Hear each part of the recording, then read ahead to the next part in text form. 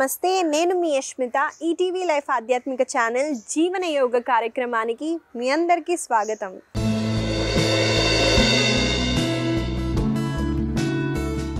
ఎలా ఉన్నారండి మీరంతా? నేనైతే చాలా బాగున్నానండి. మీరందరూ కూడా బాగుంటారు, ఎందుకంటే మీరు జీవన యోగాని అలవాటు చేసేసుకున్నారు కాబట్టి. ఇవాళ మన సాధనాన్ని మొదలు పెట్టే ముందండి ఒక చిన్న విషయం అండి. ప్రత్యేకంగా ఇది అందరూ మనిషి స్వభావం అండి, కానీ చెప్పాలనుకుంటున్నాను. ఎవరన్నా మనని పొగిడితే చాలా సంతోషపడతామండి. అది మన వీక్నెస్ కూడా కావచ్చు. కొంతమంది పొగిడితే ఇంకెక్కువ పెడతారు అని వాళ్ళు ఇంకా పొగడటం స్టార్ట్ చేసి ఆ టైం వరకు మనని మస్కా కొడుతూ ఉండొచ్చు. అలాగే కొంతమంది క్రిటిసైజ్ చేసినా కూడా మనం తీసుకోలేమండి. మనని ఎవరన్నా ప్రేజ్ చేసినా తీసుకోవద్దండి, ఎవరన్నా మనని క్రిటిసైజ్ చేసినా కూడా తీసుకోవద్దు. ఎందుకంటే మనిషి ఎప్పుడు న్యూట్రల్గా ఉండటం ఎక్కువగా అలవాటు చేసుకోవాలండి.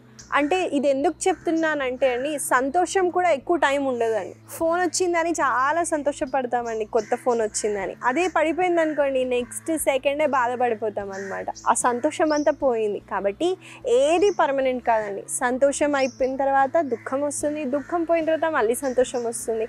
కానీ మనిషి ప్రతిదాన్ని యాక్సెప్ట్ చేయటం వెళ్ళిపోతే ఆ మనిషి ఏదనుకున్నా అది సాధిస్తాడని. కాబట్టి ఇది ఒక చిన్న విషయం అండి, చాలా చిన్నదే. కానీ ఎవరన్నా ప్రేస్ చేసినా తీసుకోవద్దు, ఎవరన్నా హేళన చేసినా కూడా మీరు పట్టించుకోవద్దండి. మీరు ఏంటో మీకు తెలుసు, మీ సిచ్యువేషన్స్ ఏంటో మీకు తెలుసు. కాబట్టి ఎవ్వరు మనని ఏమన్నా కూడా పట్టించుకోకుండా మన ధర్మం పాటిస్తూ ముందుకు వెళ్ళిపోవాలండి. ఇలాంటి ఒక పాజిటివ్ నోట్తో మన సాధనానైతే మొదలు పెడదాము. ముందుగా ప్రాణాయామతో. ఇవాళ మనం చేయబోయే ప్రాణాయామ పేరు భ్రామరి ప్రాణాయామ అండి. ఆ ప్రాణాయామ చేయడానికి నేను సుఖాసనాలో కూర్చున్నాను. మీరు ఏదైనా కంఫర్టబుల్ పొజిషన్లోకి వచ్చేయండి. మీకు ఇలా కూర్చోవటం కష్టంగా ఉంటే చైర్ మీదైనా కూర్చోవచ్చండి. కాకపోతే వెన్నెముక్కని మనము ఎరెడ్గా ఉంచుతాము. ఇప్పుడు మనం మన చేతులతో షణ్ముఖి ముద్ర అయితే అప్లై చేస్తామండి. ఎలా చేయాలో చూపిస్తాను చూడండి. చూపుడు వేలని కళ్ళపైన, అలాగే మధ్యపు వేలని ముక్కు పైన, అంటే ముక్కు దగ్గర మనం క్లోజ్ చేయట్లేదండి, కొంచెం పైనగా పెట్టండి. తర్వాత ఉంగరపు వేలని అప్పర్ లిప్స్ దగ్గర పెట్టండి. అలాగే చిటికిరి వేలని లోవర్ లిప్ దగ్గర పెట్టండి. మన బొటన వేళ్ళతో మన చెవు దగ్గర, దీన్ని ట్రేగస్ అంటారండి, ఈ భాగంలో క్లోజ్ చేస్తాం.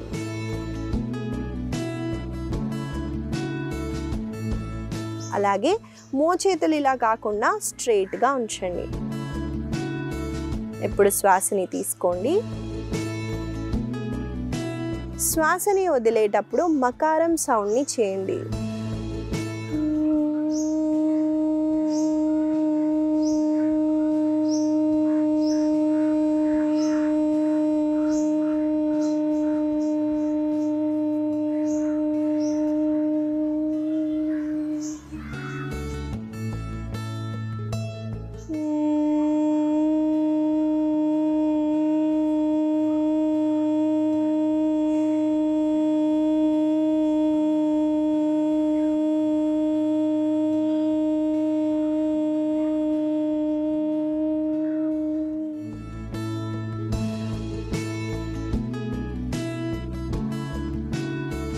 మెల్లమెల్లగా మనము కళ్ళని తెరుస్తాం.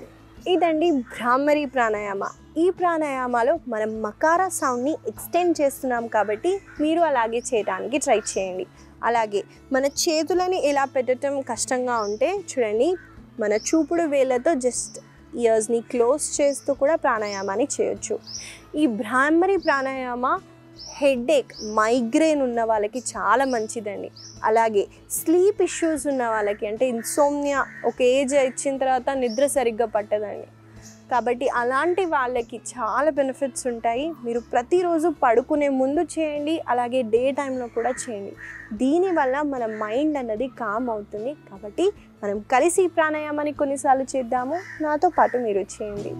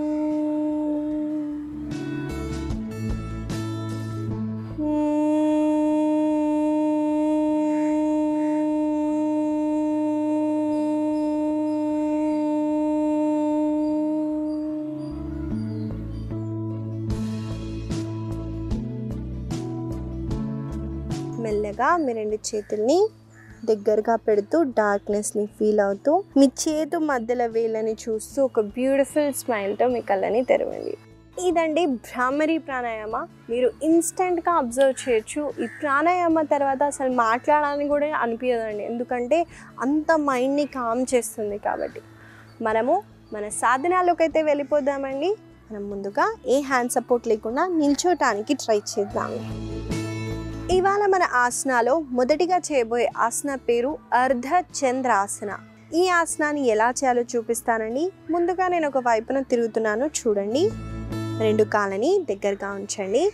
ఇప్పుడు నేను నా ఎడమ కాళ్ళని 1 స్టెప్ బ్యాక్ తీసుకెళ్ళానండి. ఎక్కువగా డిస్టెన్స్ తీసుకోలేదు, 1 స్టెప్పే తీసుకున్నాను. శ్వాసని తీసుకుంటూ 2 చేతులని షోల్డర్కి ఇన్లైన్ చేస్తూ స్ట్రెచ్ చేయండి. ఇక్కడ శ్వాసని తీసుకోండి. శ్వాసని వదిలేటప్పుడు చూడండి, నేను నా కంప్లీట్ బాడీ వెయిట్ని కుడి కాళ్ళ పైన తీసుకెళ్తూ కుడి చేతిని అలాగే ఎడమ కాళ్ళని పైకెత్తుతున్నాను.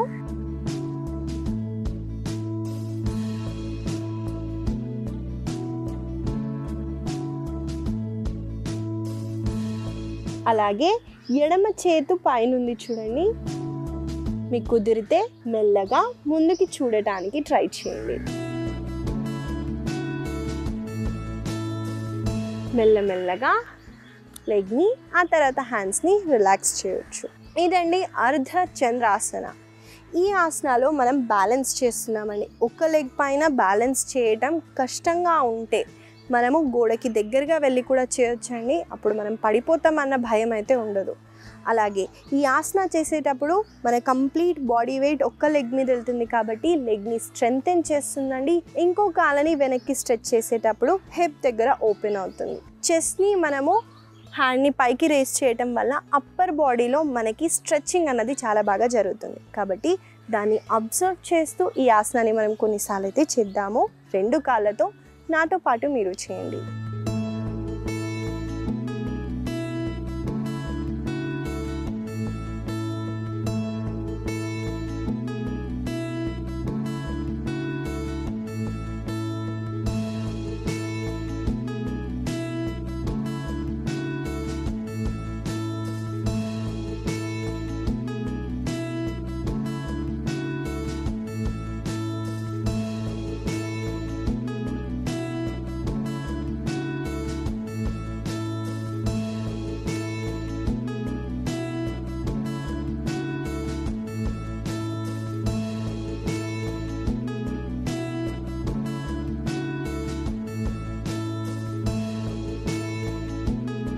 ఆసనాలో మనం చూసుకున్నట్టయితే 2 కాళ్ళని నేను స్ట్రైట్గా ఉంచుతున్నానండి. కొంచెంగా స్లైడ్గా బెండ్ అయితే పర్లేదు, కాకపోతే స్ట్రైట్గా ఉంచడానికి ట్రై చేయండి. ఇప్పుడు నేను ఇంకొక వైపు కూడా చేస్తున్నానండి.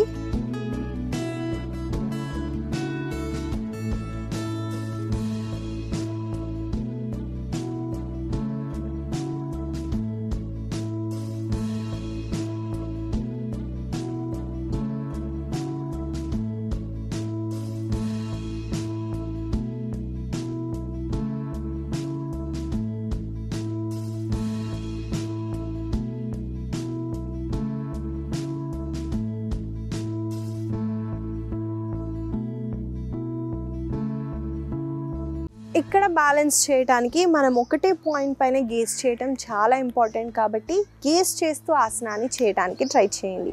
ఇదండి అర్ధ చంద్రాసన. ఈ ఆసన వల్ల కలిగే లాభాలని కూడా చెప్పాను కాబట్టి దీన్ని మీరు తప్పకుండా ప్రతిరోజు ప్రాక్టీస్ చేయండి. మనము తర్వాత చేయబోయే ఆసన కన్నా ముందు నేను చెప్పాను కదండి, ఎవరన్నా ప్రేస్ చేసినా మనం తీసుకోవద్దు, అలాగే ఎవరన్నా మనల్ని టీస్ చేసినా తీసుకోవద్దు అని.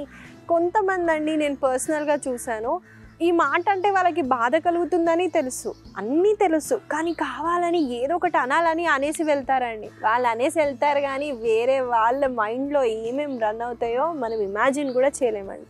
కాబట్టి మనిషిని ఫిజికల్గానే హింసించటం కాదండి, మాటల ద్వారా కూడా ఎవరిని హింసించొద్దండి.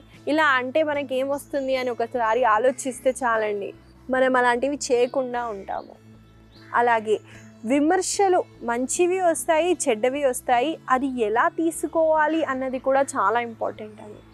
ఇప్పుడు మన వ్యక్తి అనేసి వెళ్ళిపోయారనుకోండి, మనం దాని గురించి మన మైండ్ డిస్టర్బ్ చేసుకొని, మన హెల్త్ పాడు చేసుకొని, మన ఇంట్లో వాళ్ళని కూడా అని మీ వాళ్ళు ఇలా అన్నారు అలా చేశారు అని అనవసరంగా మన ఇంట్లో డిస్టర్బెన్సే కదండి.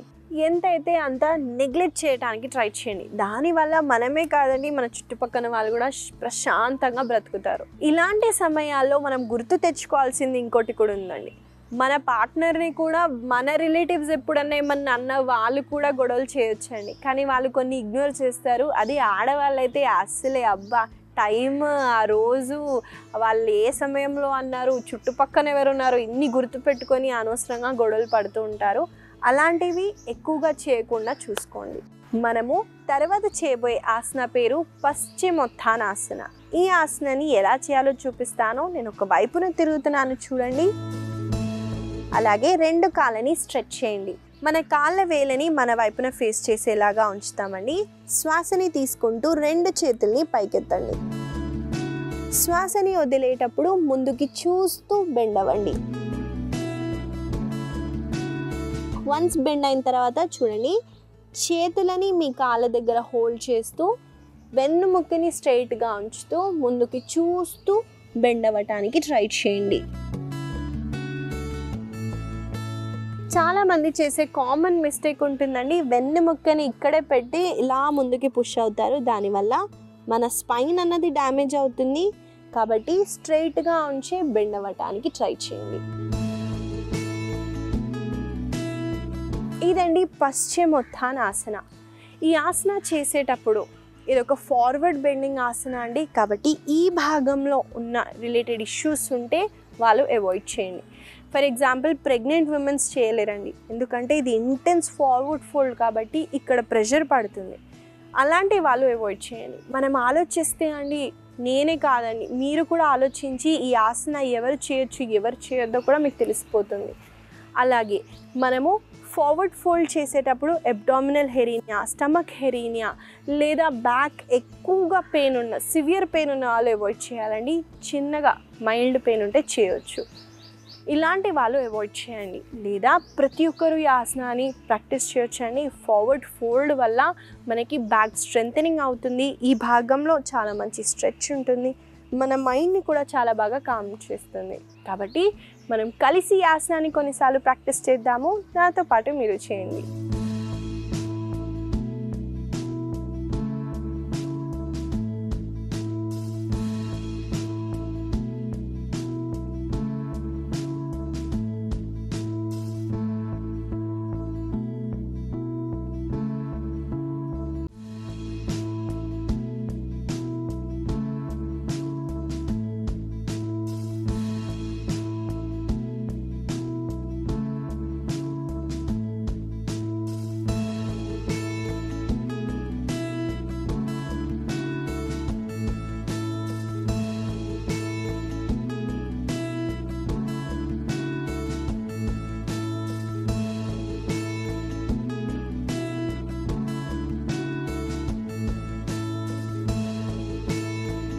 మెల్లగా మీ 2 చేతులని కాళ్ళని రిలాక్స్ చేయండి. ఇదండి పశ్చిమోత్థానాసన. ఈ ఆసన వల్ల కలిగే లాభాలని కూడా చెప్పాను కాబట్టి తప్పకుండా ఈ ఆసనాన్ని ప్రతిరోజు ప్రాక్టీస్ చేయండి. మనము తర్వాత చేయబోయే ఆసన పేరు అర్ధమశ్చేంద్రాసన. ఈ ఆసనాన్ని ఎలా చేయాలో చూపిస్తాను. ముందుగా మనము 2 లెగ్స్ని స్ట్రెచ్ చేయాలి. ఈ ఆసన ఒక ట్విస్టింగ్ ఆసన అండి, కాబట్టి డయాబెటీస్ వాళ్ళకి చాలా బెనిఫిషియల్గా ఉంటుంది. ముందుగా కుడి కాళ్ళని పైకెత్తుతూ చూడండి, ఎడమ మోకాల బయట భాగంలో పెట్టండి. పెట్టిన తర్వాత ఎడమ కాళ్ళని ఫోల్డ్ చేయండి. ఇది వచ్చేసి లెగ్ పొజిషన్ అండి. ఇప్పుడు కుడి చేతిని నేను వెనకాల పెడుతున్నాను. శ్వాసని తీసుకుంటూ మీ ఎడమ చేతిని పైకెత్తండి. ఎత్తిన తర్వాత శ్వాసని వదులుతూ చూడండి, నా ఎడమ మోచేతిని నేను కుడి మోకాల దగ్గర తీసుకొచ్చి ట్విస్ట్ అయి వెనకాల భాగంలో చూడండి.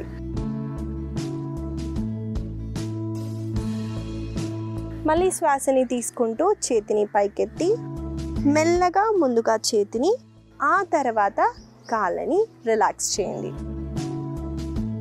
ఇదండి అర్ధమశ్చేంద్రాసన. ఈ ఆసన వల్ల మనకి ఈ భాగంలో ప్యాంక్రియాస్ దగ్గర అబ్డామినల్ రీజియన్కి చాలా మంచి స్ట్రెచ్ ఉంటుంది. అలాగే ఈ ఉన్న ఇంటర్నల్ ఆర్గాన్స్ని మంచిగా మనం స్క్వీజ్ చేస్తున్నామండి. కాబట్టి డయాబెటీస్ వాళ్ళకి చాలా బెనిఫిట్గా ఉంటుంది. అలాగే మనము ఆపోజిట్ షోల్డర్ తీసుకొని రావటం వల్ల షోల్డర్ మొబిలిటీ కూడా బాగా పెరుగుతుంది. కాబట్టి మనము కలిసి ఆసనాన్ని కొన్నిసార్లు చేద్దాము. నాతో పాటు మీరు చేయండి.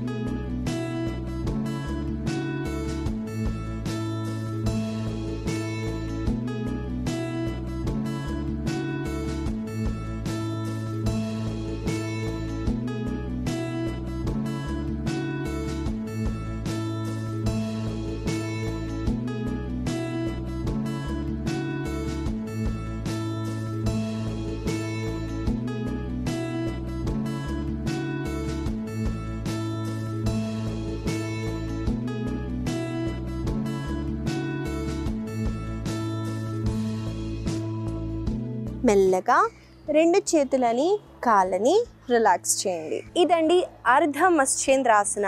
ఈ ఆసన వల్ల కలిగే లాభాలని కూడా చెప్పాను కాబట్టి తప్పకుండా ఈ ఆసనాన్ని ప్రతిరోజు ప్రాక్టీస్ చేయండి.